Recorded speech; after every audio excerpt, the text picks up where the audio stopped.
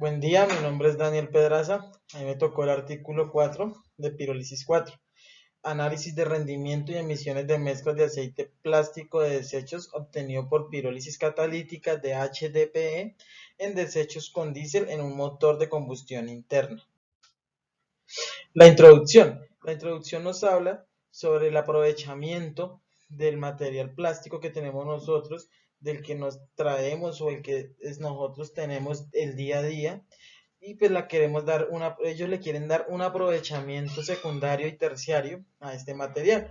Pues con ello quieren es producir combustible para motores de combustión interna y probarlos en motores diésel, pues ya que el plástico tiene una composición de temperatura alta y pues que se pueden hacer algunos cambios entre ellos.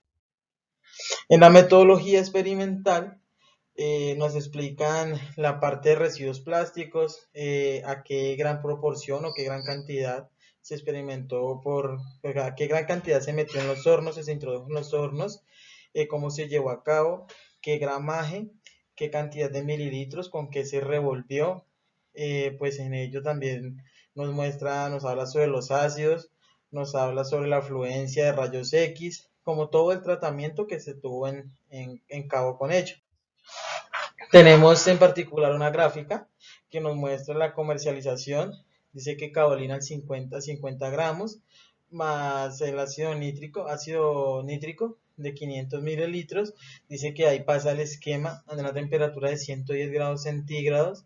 Dice que después de eso hay una presuración en la atmósfera, de una atmósfera a un tiempo de 4 horas. Después dicen que el aceite se mezcla con agua de 500 mililitros. Después falta una filtración de residuos, en el cual tenemos unos procesos que nos indican el secado en un horno a 100 grados centígrados.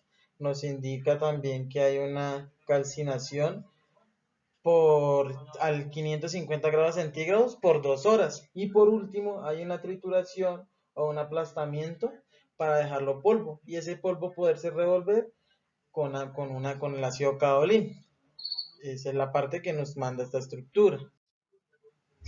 De ahí pasamos a la parte de resultados, que es la parte donde ellos ya muestran el porcentaje de oxígeno, donde nos muestran los ingredientes que se añadieron, como lo es la resina, Entonces ya nos muestran también la parte de la arcilla, ya nos muestra también la parte de los componentes de alúmina. Entonces ya hay varios estándares que se especifican en los resultados. En los resultados nos muestran dos tablas, la tabla 2 y la tabla 3. La tabla 2 nos indica que es la conversión y gestión de energía. Entonces, esa es la tabla 2, nos especifica eso, nos especifica en el primer renglón los residuos y en el primer renglón explica el porcentaje de cada cosa. El segundo renglón nos especifica los residuos y en el tercer renglón nos especifica el plástico mezclado. Entonces, el porcentaje de cada plástico mezclado, cuánto nos dio y cuál porcentaje tenemos. En la tabla 3 nos indica que es el análisis y ácidos de arcilla, de caolín madre y tratamiento con ácido. Entonces ahí nos muestra lo mismo, la cantidad que se utilizó, de las mezclas que se obtuvieron y pues los resultados obtenidos en cierto porcentaje de cada muestra. La tabla número 4 es muy interesante. La tabla 4 nos habla del análisis de aceite obtenido a 450 grados centígrados por pirólisis catalítica por residuos. Entonces aquí nos habla, en la primera columna vemos el tiempo en minutos que nos muestra sobre cada muestra. Tenemos el área en porcentaje, tenemos el nombre de su composición y tenemos la fórmula molecular de cada muestra. Entonces la tabla que nos muestra es la composición, que todas son diferentes, y el nombre que se le dio, tanto respecto a su área y el tiempo que determinó para sacar cada muestra.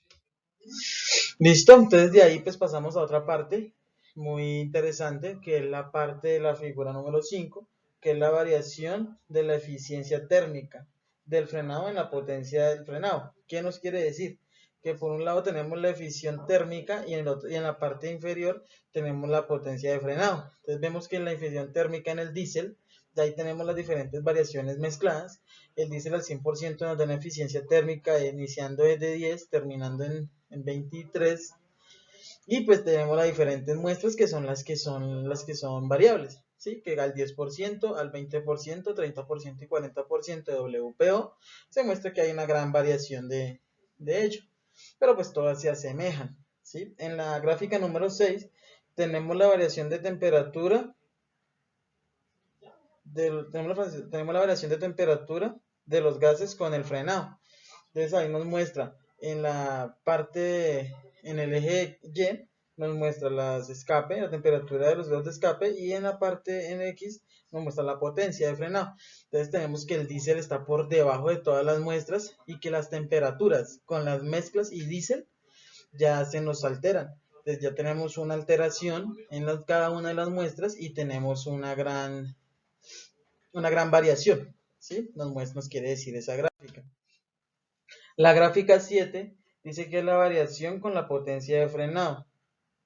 Entonces el consumo de energía en el eje Y la potencia de frenado en el eje X.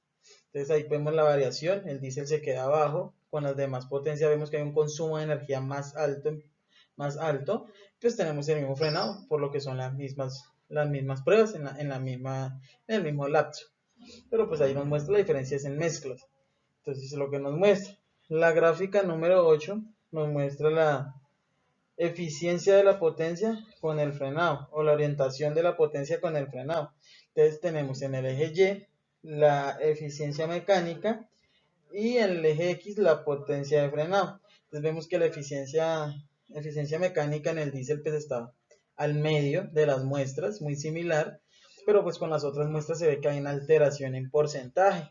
Si vemos la de la gráfica, la del porcentaje en el 10% con diésel, vemos que arranca desde 36% más o menos y llegaría a alcanzar casi los 75% o un poquito más arriba. Entonces vemos algunas de las variaciones que se muestran.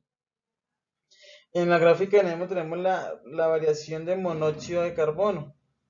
Entonces, en el eje X, en el eje Y, tenemos la variación de óxido de nitrógeno y en el X tenemos la potencia de fuerza, de frenado. Entonces vemos que el diésel está por debajo y la variación de todas las mezclas está por encima de monóxido. Pues clave aclarar, como lo hemos hablado ya en artículos pasados, que en el monóxido de carbono pues estamos mezclando dos derivados del petróleo, lo que son los plásticos y lo que son los combustibles fósiles. Entonces pues vemos una alteración que si ingredimos más petróleo, con más petróleo pues es una contaminación mayor. Entonces por eso vemos la gran variedad ahí de muestras.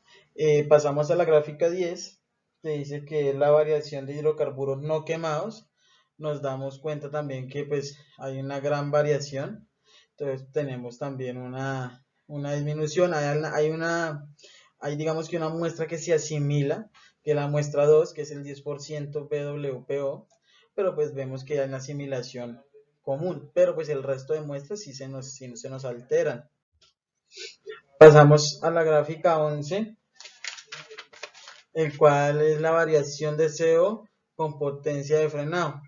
Entonces vemos que tenemos el monóxido de carbono en el eje Y tenemos la potencia de frenado en el eje X. Entonces vemos que el diésel está por debajo, lo mismo, y pues que las otras muestras se nos alteran.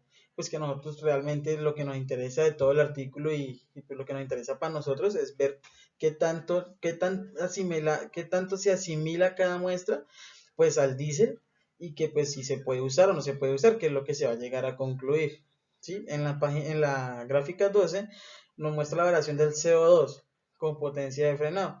Entonces metemos el dióxido de carbono en el eje Y la potencia de frenado en el eje X. Entonces ahí vemos que el diésel ya es mayor que las muestras obtenidas. Entonces ahí llegamos nosotros a concluir o podemos decir pues que en algunas muestras nos favorecen, pero otras muestras no, como lo son en las diferentes gráficas que ya vimos en el transcurso pasado. Entonces lo que quiere decir es que ahí como son dos muestras derivadas del petróleo, pues en algunas nos van a convenir, pero pues en otras no. ¿Por qué? Porque el diésel también es derivado del petróleo y el plástico también. Y al mezclarlos ambos, pues vamos a llegar a tener una alteración en petróleo bastante alta. Sí, entonces la conclusión de todo esto, pues ellos que concluyeron, dijeron pues que el plástico no era tan útil para la conversión de combustible, pues para reemplazar el diésel, pero pues también llegaron y dijeron que hay una parte, por ejemplo, dice que la mezcla de WPO con combustible diésel y la carga variable del motor son los que tienen influencia significativa en el monóxido de carbono, los hidrocarburos, el CO y el CO2. Por ende, las emisiones de monóxido de carbono aumentan en aumento el porcentaje y la edad del aceite plástico del desecho en mezclas y en disminución con aumento de carga del motor. Entonces, a mayor carga vamos a tener una disminución de, de las ciertas emisiones, pero con menor carga vamos a tener una oscilación de contaminación, de lo que no quieren llegar a concluir. Por resumen del artículo 2, lo que tenemos, yo busqué un artículo semejante pues con el manejo de plástico y pues ellos hacen lo mismo, pero entonces hay una parte donde ellos nos dicen que estos residuos plásticos han llegado a reemplazar otros materiales tradicionales como lo son el metal, la resilla, las resillas y la madera. Entonces quiere decir que pues ellos también lo usaron. Obviamente quieren decir que si se dañaba una mesa plástica y ellos la usaban para combustible, querían saber si era bueno, pues darle una segunda vida útil o una segunda utilidad, pues cosa de que sabemos que el plástico no es tan fácil de deformarse y pues tampoco es tan fácil de poderlo, digamos, sacar ligeramente de la tierra. Entonces es algún proceso que se hicieron ellos, pero pues llegaban a la conclusión que van a ser igual de contaminantes, o a veces va a ser peor de contaminantes que los mismos combustibles fósiles. Estos dos temas se sacaron, pues uno de el artículo enviado por el docente y el otro fue pues la afiliación ya o lo que se investigó por